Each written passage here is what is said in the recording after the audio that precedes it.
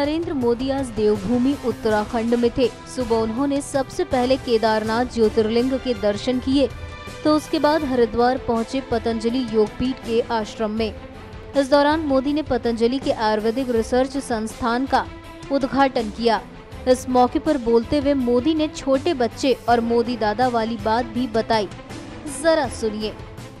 कोई बड़ा संकल्प लेने की जरूरत नहीं, इसमें जेल जाने की जरूरत नहीं है, फांसी पर लटकने की जरूरत नहीं है। देश के लिए सीमा पर जाकर के जवानों की तरह मरने मिटने की जरूरत नहीं है। छोटा सा काम, मैं गंदगी नहीं करूंगा। आपको कल्पना है, एक डॉक्टर जितनी जिंदगी बचा लेता है, उससे ज्यादा बच्चों की जिंदगी आप गंदगी न करके बचा सकते हैं। आप एक गरीब को दान पुण्य देकर के जितना पुण्य कमाते हो, गंदगी न करके एक गरीब जब स्वस्थ रहता है तो आपका दान रुपयों में देते हैं, उससे भी ज्यादा मूल्यवान हो जाता है।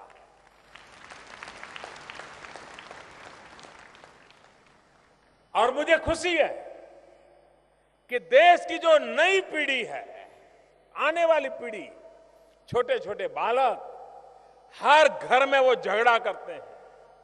अगर परिवार के वृद्ध व्यक्ति ने, बुजुर्ग ने कोई एक अगर छोटी सी चीज फेंक दी, कार में जा रहे हैं अगर पानी का बोतल बाहर फेंक दिया, तो बेटा कार रुकवाता है, छोटा पोता 5 साल का कार रुकवाता है, ठहरो, मोदी दादा ने मना किया है, ये बोतल वापस ले आओ। ये माहौल बन रहा है। छोटे छोटे बालक भी मेरे स्वच्छता आंदोलन के सिपाही बन गए हैं। बाबा रामदेव की तारीफ करते हुए कहा कि मुझे क्या करना है, क्या नहीं, ये रामदेव जी ने मुझे बताया है। बाबा रामदेव की तरफ इशारा करते हुए पीएम ने कहा कि मुझे खुद से ज्यादा आपके आशीर्वाद की ताकत पर भरोसा है। इस पतंजलि पूरे परिवार का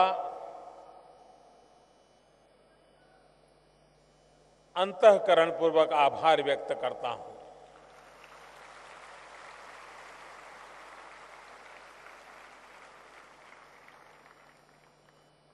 लेकिन जिन लोगों के बीच में मेरा लालन पालन हुआ है, जिन लोगों ने मुझे संस्कारित किया है, मुझे शिक्षा दीक्षा दी है, उससे मैं इस बात को भली भांति समझता हूं कि जब आपको सम्मान मिलता है तो उसका मतलब ये होता है कि आपसे ये प्रकार की अपेक्षाएं हैं, जरा भी आगे पीछे मत हो, इसको पूरा करो।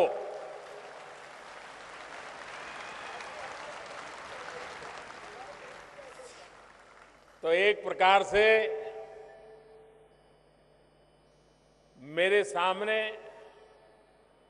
मुझे क्या करना चाहिए, कैसे जीना चाहिए, इसका एक डूज एंड डोंट का बड़ा दस्तावेज उस गुरुजी ने रख दिया है। लेकिन सम्मान के साथ साथ आप सबके आशीर्वाद, 125 करोड़ देशवासियों के आशीर्वाद की ताकत पर मेरा पूरा भरोसा है।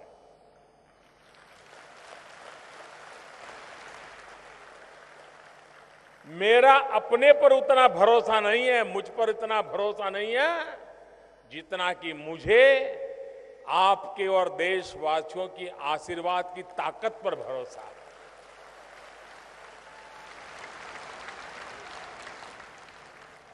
और इसलिए वो आशीर्वाद ऊर्जा का स्रोत है, संस्कार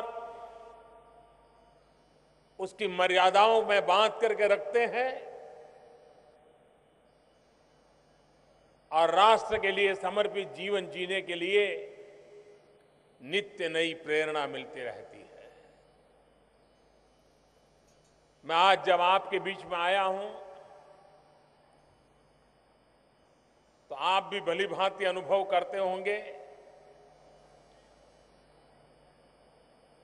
कि आप ही के परिवार का कोई सदस्य आपके बीच में आया है।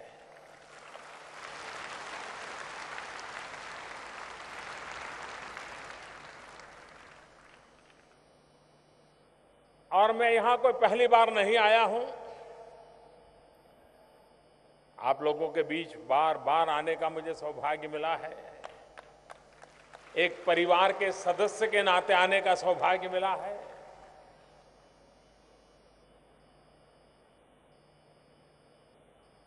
और ये भी मेरा सौभाग्य रहा है कि मैंने स्वामी रामदेव जी को किस प्रकार से वो दुनिया के सामने उभर करके आते गए, बहुत निकट से मुझे देखने का सौभाग्य मिला है।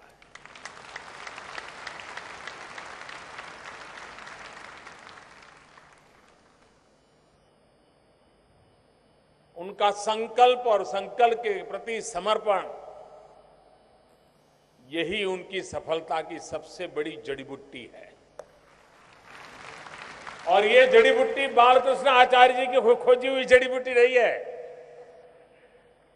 ये स्वामी जी ने खुद ने खोजी हुई जड़ी बूटी है।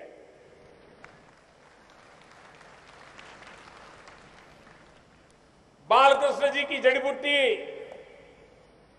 शरीर को स्वस्थ रखने के लिए काम आती है, लेकिन स्वामी रामदेव जी वाली जड़ी बूटी हर संकटों को पार कर करके नैया को आगे बढ़ाने की ताकत देने वाली होती है।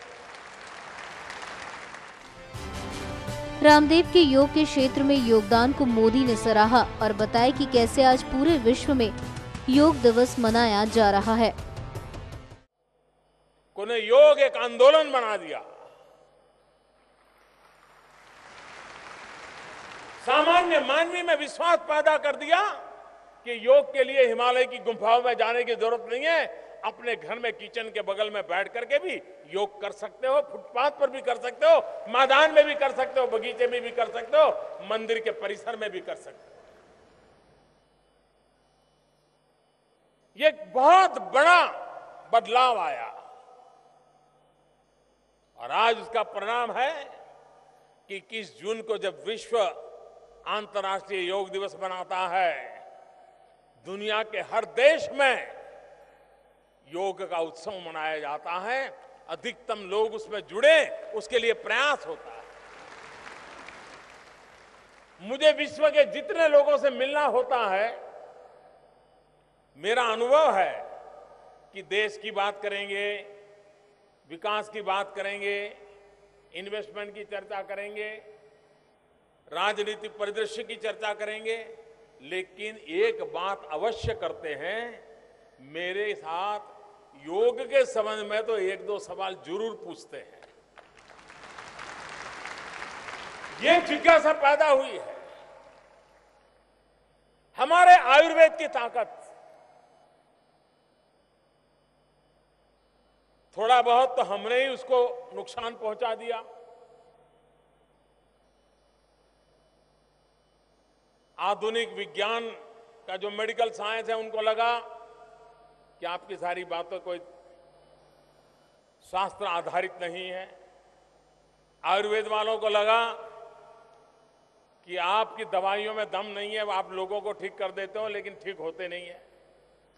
तुम बड़े कि हम बड़े, इसी लड़ाई में सारा समय बीतता गया। अच्छा होता कि हमारी सभी ज्ञान, आधुनिक से आधुनिक ज्ञान भी, उसको भी हमारी इन परंपराओं के साथ जोड़ करके हमने आगे बढ़ाया होता, तो शायद मानवता की बहुत बड़ी सेवा हुई होती। मुझे खुशी है कि पतंजलि योग विद्यापीठ के माध्यम से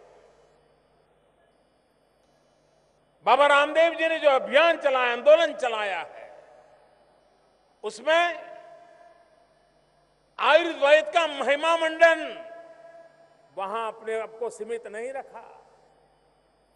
दुनिया जो भाषा में समझती है, रिसर्च के जिन आधारों पर समझती है, मेडिकल साइंस में प्रस्तावित व्यवस्थाओं के तहत समझती है, बाबा रामदेव ने बीड़ा उठाया है, उसी भाषा में भारत के आयुर्वेद को वो लेकर के आएंगे और दुनिया को प्रेरित करेंगे। एक प्रकार से ये हिंदुस्तान की सेवा कर रहे हैं। हजारों साल से हमारे ऋषियों मुनियों ने जो तपस्या की है, जो प्राप्त किया है, वो दुनिया को बांटने के लिए निकले हैं, वैज्ञानिक अधिष्ठान पर निकले हुए हैं। और मुझे विश्वास है, और आज मैंने जो रिसर्च सेंटर देखा, कोई भी आधुनिक रिसर्च सेंटर देखिए, बिल्कुल उसकी बराबरी में खड़ा हुआ है मां गंगा के किनारे पर यह काम। और इसलिए मैं बाबा को हृदय से बहुत बहुत अभिनंदन करता हूं। भारत सरकार। NMF न्यूज की रिपोर्ट।